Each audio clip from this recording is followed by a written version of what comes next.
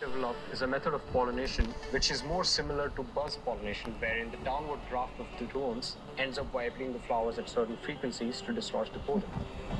Now, this exact method can also be used to pollinate the open flower crops like strawberries.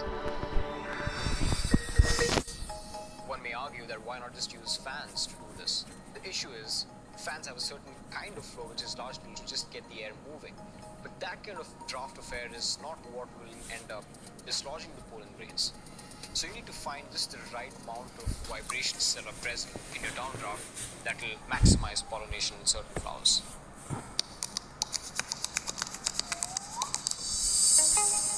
We iterated on size of the propellers, the level of turbulence in each of these propellers, how long are you exposing this draft to flowers, and that's how we started converging on the right mix of things that optimizes pollination.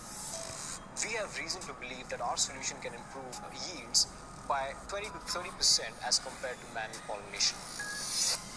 PolyBee doesn't just do a better job than a human, it ensures top quality pollination is achieved. Now let's look at an example of a flower which has a good pollination rate.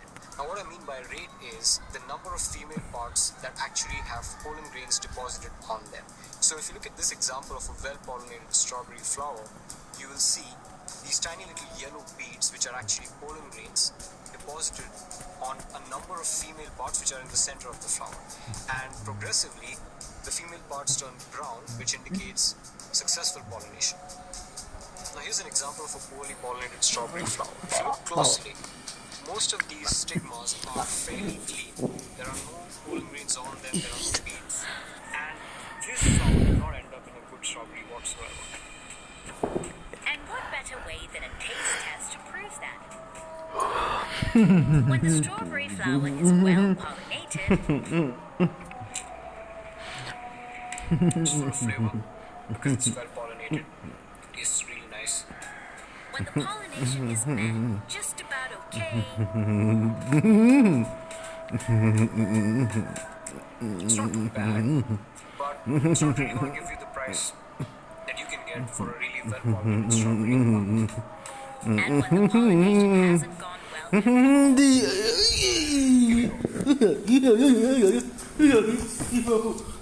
This is garbage. It's cardboard, practically. to help further increase yields, Sid has given PolyBee a cousin. PolyBee collects crucial data from vast fields of crops. Breeders care about what's the dimension of the plant, how well are the fruits growing, what's their size, what's their weight. And all of this again is done manually. It's very shocking that even in 2020 we have people going around with rulers and with counters to find out how many fruits there are, in a particular breeding facility. So with computer vision, we are digitalizing all of this using the images that have been collected on the trees, and to present this information to breeders in a way that they can make sense of it.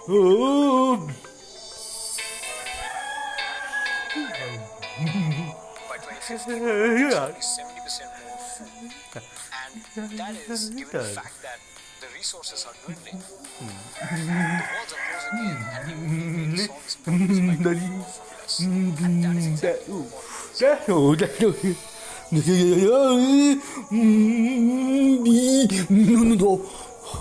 Oh, How's everyone? Can you hear me well?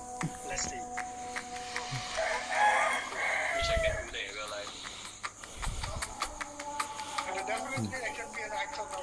You really make me feel like one of those James Bond movie, those kind of writer.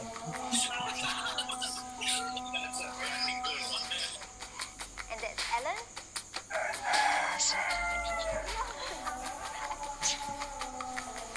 Felt like a child with the beat. I don't know why I really couldn't stop laughing.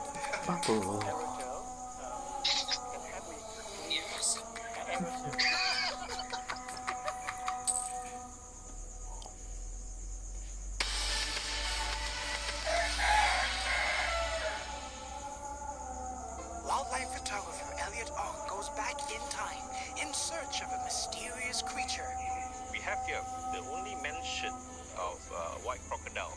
known by many but seen by few. Would it have survived Singapore's wildest years? There was a huge trade of crocodile skins. Right. What could have happened hiding somewhere. Into the Vault 3, Wednesday on CNA. This May, hopes not lost, with lives being saved, history rediscovered, and new homes found. When disaster strikes Asia, doctors from Singapore transcend borders to go into the unknown. Doctors on call. Yeah, now we can speak. Expatriates learn a new language and more as they call Singapore their home away from home. What lies forgotten in the past? Uncover the mysteries of Singapore's history. Into the Vault, Season 3. This May on CNA.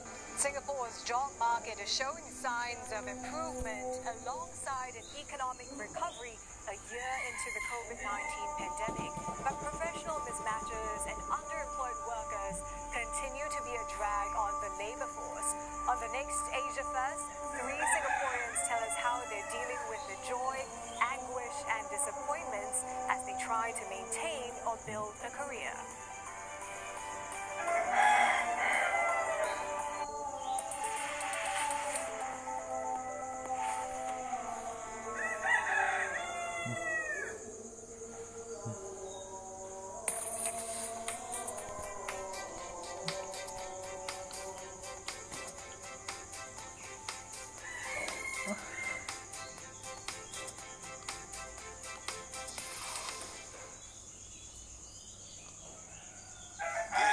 This is Singapore Tonight. Good evening, I'm Steve Lai. Tonight's top stories. The economy on track to grow more than 6% this year, but recovery will be uneven across sectors.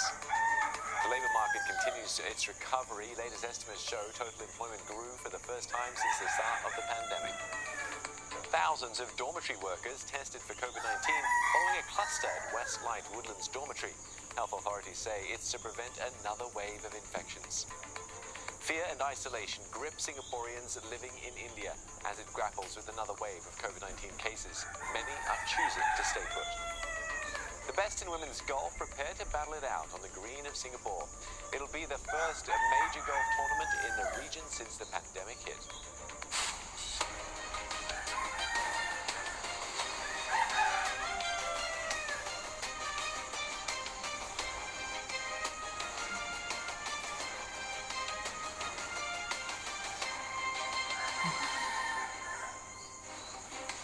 I'm Dawn Tan.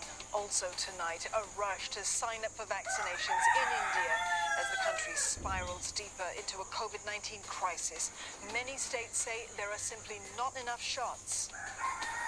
Taiwan accuses China of waging economic warfare on its tech sector. It says Beijing is stealing technology and engineers. I'm Elizabeth Neo with your Asia Business Update, tailoring the CPF to make it easier for Singaporeans to plan their retirement. Plus, speeding up the transition from fossil fuels to clean energy sources. That's the theme of this year's annual energy conference in Singapore.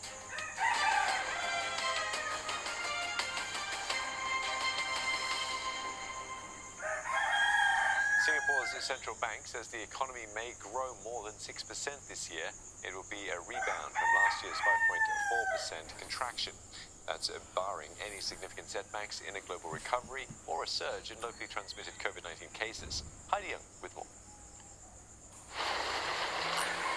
Strong global demand could see Singapore emerging from the economic slump.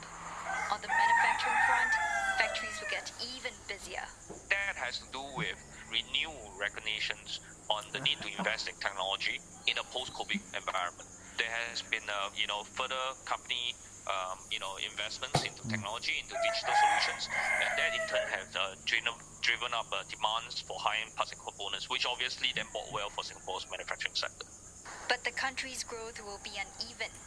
The Monetary Authority of Singapore says hard-hit sectors like air transport and tourism are unlikely to recover just yet amid travel restrictions. If we do get that, reopening of more borders in the second half of the year, then that would actually provide a firmer footing for a lot of the airline and also the tourism-related services industries to make a comeback. And that should actually bolster services growth momentum in the second half of the year. Goods and services are set to cost more in the months ahead. That's on the back of a sharp recovery in global oil prices. But the MES says the pace of increase in prices should ease later in the year. as demand continues